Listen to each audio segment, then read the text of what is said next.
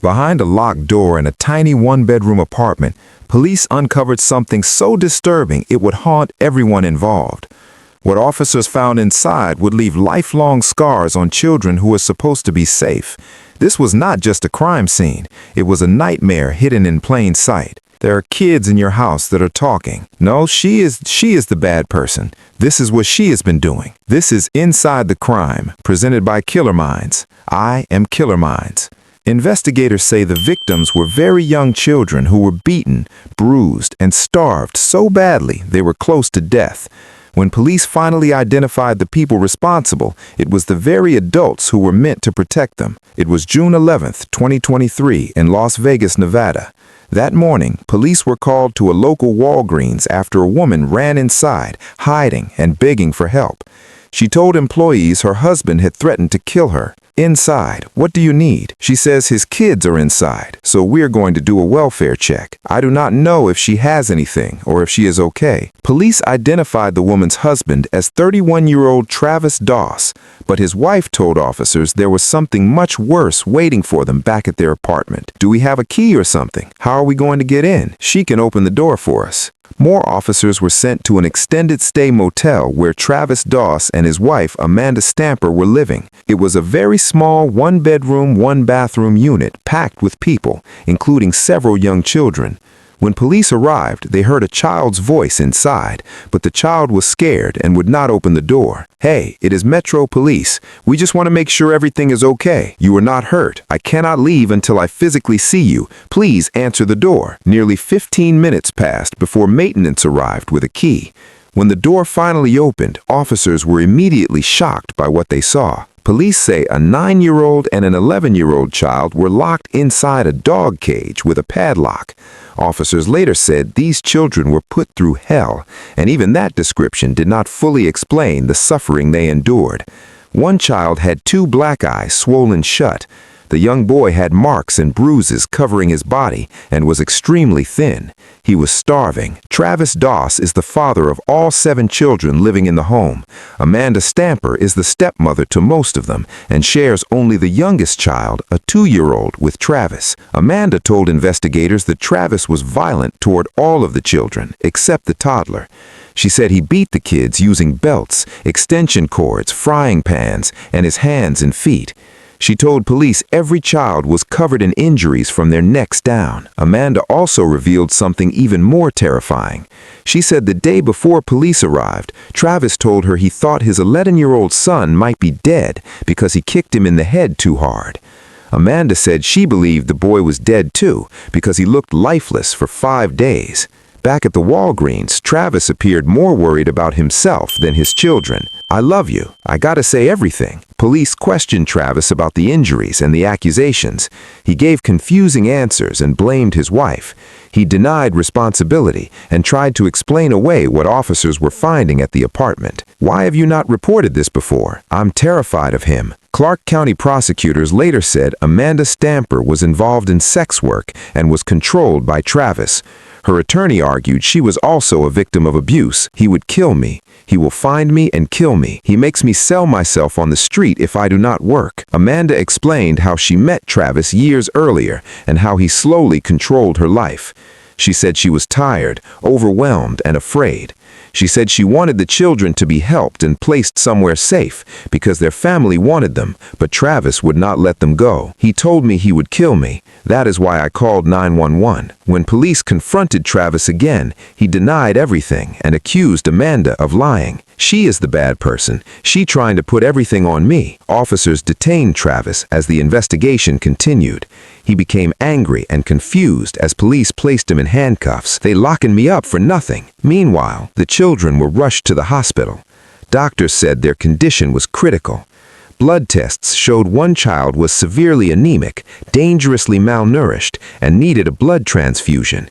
Doctors warned he was at risk for refeeding syndrome, meaning eating too fast could actually kill him. One doctor said he hadn't seen a child beaten that badly since serving in Afghanistan.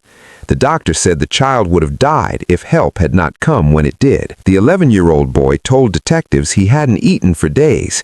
He said he was locked in the cage because he stole food at night. He explained the food was from the trash because he was always hungry.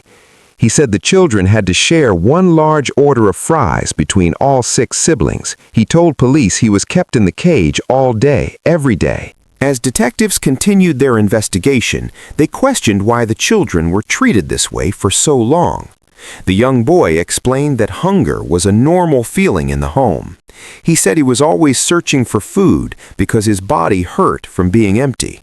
He told officers he needed big food because he was a big boy now, but there was never enough. The cage became his daily reality, not a punishment for a moment, but a place where hours and days blended together. During questioning, Travis continued to argue with officers. He asked why he was being detained and why Amanda was also in custody. He insisted he had done nothing wrong and claimed everything was being blamed on him unfairly. Officers tried to calm him down, telling him the investigation was ongoing and his behavior was making things worse. Travis remained defensive and frustrated, saying he only tried to help his family and did not understand how things had gone so far. Police confirmed that all of the children were removed from the apartment and placed into protective care. The home itself was described as crowded, dirty, and unsafe. Officers said the space was not fit for children, especially in the condition they were found. The cage, where 2 children were locked, became one of the most disturbing pieces of evidence in the case. Travis Doss was arrested on 6 counts of child abuse or neglect, resulting in substantial bodily harm. But he was not the only one taken into custody. Amanda Stamper was also arrested and charged with the same crimes. Prosecutors said both adults failed the children in their care. A grand jury later indicted the couple, adding many more charges against Travis.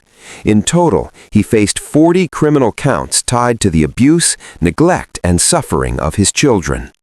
Amanda Stamper faced fewer charges, but the outcome was still severe. In February of 2024, she was sentenced to 7 to 18 years in prison. During her sentencing, Amanda admitted she should have acted sooner. She told the court she was scared and trapped in an abusive situation, but she accepted responsibility for not protecting the children when they needed her most. By November of 2025, prosecutors reached a plea deal with Travis Doss. He pleaded guilty to 6 counts of child abuse, neglect, or endangerment resulting in substantial bodily harm. Under the agreement, he faced a possible sentence ranging from 18 to 72 years in prison. During his sentencing hearing, Travis spoke directly to the judge and claimed the punishment was too extreme. He said that a sentence that long would mean his children would be grown adults before he ever saw them again. He said he would miss their entire childhood and lose everything. He begged for another chance and said he wanted to be part of their lives. The judge listened, but reminded Travis that his own actions caused the damage, pain, and suffering that nearly took his children's lives. Instead of sentencing him immediately, the judge gave Travis 1 month to think about his decision. The court allowed him time to decide whether he wanted to accept the plea deal or withdraw it and take the case to trial. A hearing was scheduled for February 5th to determine his final choice and possible sentence. As the legal process continues, the children remain away from the home where they were abused. Their recovery will take time, care, and support. Amanda Stamper is now serving her sentence in a correctional facility in Las Vegas, while Travis Doss awaits the next step in his case. This case stands as a painful reminder of what can happen behind closed doors when abuse goes unseen and unheard. Thanks for tuning in to this episode of Inside the Crime. I am Killer Minds.